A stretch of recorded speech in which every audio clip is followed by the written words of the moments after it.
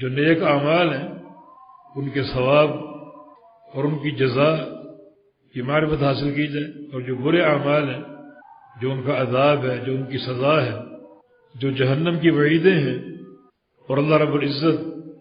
کے غضب اور غصے کی نشاندہی کرتے ہیں، انہیں بھی خوب پڑھا جائے۔ ایک انسان کو اور معلوم ہو کہ فلاں گناہ جو ہے اس کی سزا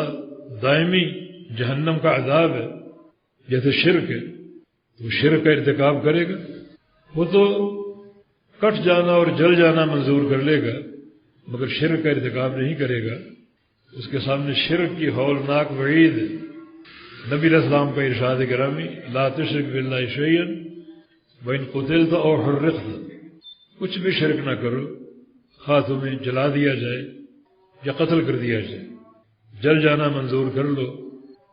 قتل ہو جانا منظور کر لو، مگر شرک نہ کرو،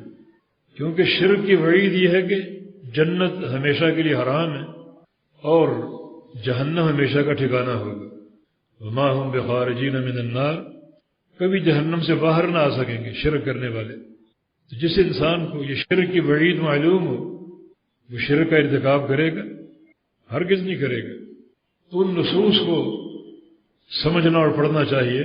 جن نصوص میں گناہوں کی سزائیں ہیں اور ہیبت ناک عذاب مذکور ہے، اور کچھ گناہ تو ایسے ہیں جن کا وبال قبر سے شروع ہو جاتا ہے، جیسے زنا ہے، سود خوری ہے، یا مسجد میں جماعت قائم ہو اور انسان جماعت میں شریک نہ ہو، سو رہا ہے یا جاگ بھی رہا ہو لیکن جماعت کو، نماز کو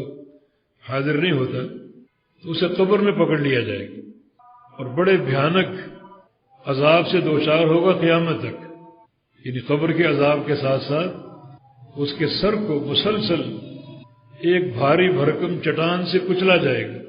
اور قیامت تک کچلا جائے گا۔ یہ وہ شخص ہے جو نمبر 1 قرآن یاد کر کے بھول گیا، اور دوسرا گناہ یہ تھا یہ نام عن الصراط المکتوبہ کہ جماعت کھڑی ہوتی اور یہ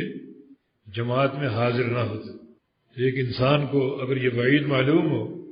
تو وہ ترک جماعت کی ہمت کر سکے گا،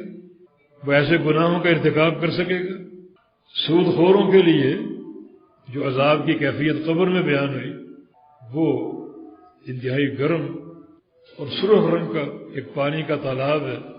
جس کی چاروں طرف فرشتے کھڑے ہیں، اور اسے اس تالاب میں جلایا جا رہا ہے، ایک گرم تیل کی مانند جو جہنم سے گرم کیا ہوا تیل، وہ تکلیف کے مارے نکلنے کی کوشش کرے گا اور فرشتے اس کے منہ میں ایک پتھر ڈال دیں گے جس سے ایک عجیب سی گھٹن پیدا ہوگی۔ یہ سود خور کا انجام،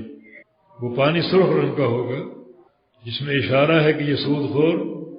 دنیا میں لوگوں کا خون چوستا تھا، تو آج اسی رنگ کی سزا اس کو دی جائے گی